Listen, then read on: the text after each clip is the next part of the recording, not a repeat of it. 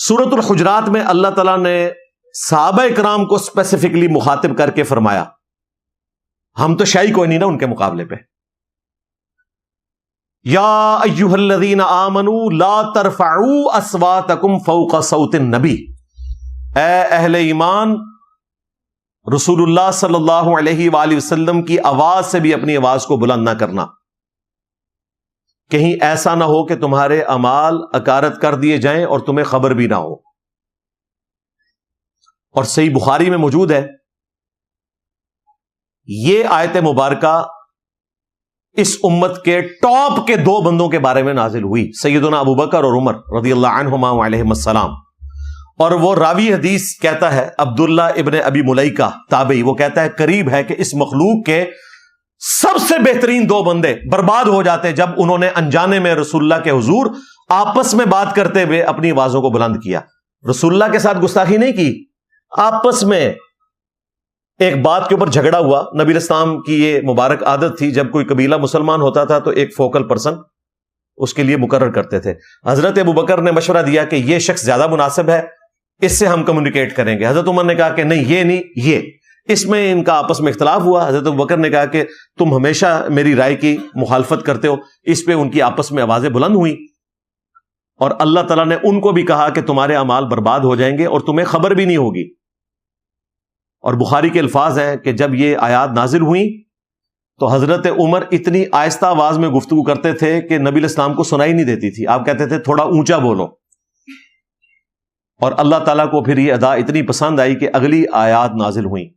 ان الذین یغضون اصواتهم عند رسول اللہ، بے شک وہ لوگ جو رسول اللہ کے حضور اپنی آوازوں کو پست رکھتے ہیں اللہ تعالیٰ نے ان کے دلوں کو تقوی کے لیے چن لیا ہے، ان کے لیے مغفرت اور اجر عظیم ہے.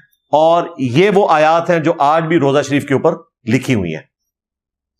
سینٹر میں آیت لکھی ہوئی ہے یا ایھا الذین آمنوا لا ترفعوا اصواتکم فوق صوت النبی، اور جو لیفٹ سائڈ ہے اس کے اوپر آیت لکھی ہوئی ہے ان الذین یغضون اصواتهم عند رسول اللہ، اور رائٹ سائڈ پہ جو بقی کی طرف جالیوں کا پورشن ہے اس پہ لکھی ہوئی ہے ما کان محمد ابا احد من رجالکم ولکن رسول اللہ وخاتم النبیین، ختم نبوت والی آیت.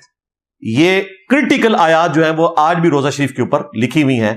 اور مفتی اعظم سعودیہ نے باقاعدہ ریٹن میں فتویٰ دیا کہ نبی علیہ السلام اپنی وفات کے بعد بھی اسی طریقے سے قابل احترام ہیں جس طرح اپنی مبارک زندگی میں ان کی قبر کے پاس بھی کوئی اونچی آواز میں گفتگو نہیں کر سکتا. مجھے بتائیں نبی صلی اللہ علیہ وآلہ وسلم کی آواز سے آواز بلند ہو جس آواز میں کوئی گالی گلوچ نہ ہو، رسول اللہ کی نافرمانی نہ ہو، صرف آواز بلند ہو، تو ایسے لوگ برباد ہو جائیں گے خواہ وہ ابو بکر اور عمر ہی کیوں نہ ہو.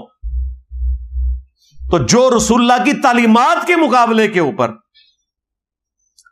اپنے بابوں کی تعلیمات کو بلند کریں گے وہ بدرجہ اولا تباہ و برباد ہو جائیں گے جو ہو گئے.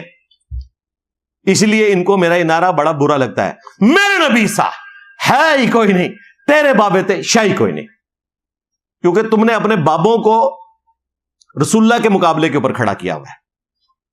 ان میں سے میجورٹی تو وہ ہیں جو خود کھڑے ہوئے ہیں، ہم ان کے حقائق تک پہنچ چکے ہیں، پھر بھی ہم کہتے ہیں چلو بینیفٹ آف ڈاؤٹ دو، مر کے اپنے انجام کو پہنچ چکے. ہم کہتے ہیں کتابیں بدل گئی ہوں گی، لیکن تم لوگ تو مجرم ہو نا، کتابیں بھی چھاپ رہے ہو اور وہ نظریات بھی آگے لے کے چل رہے ہو. تو ان کو یہ نعرہ بڑا برا لگتا تھا.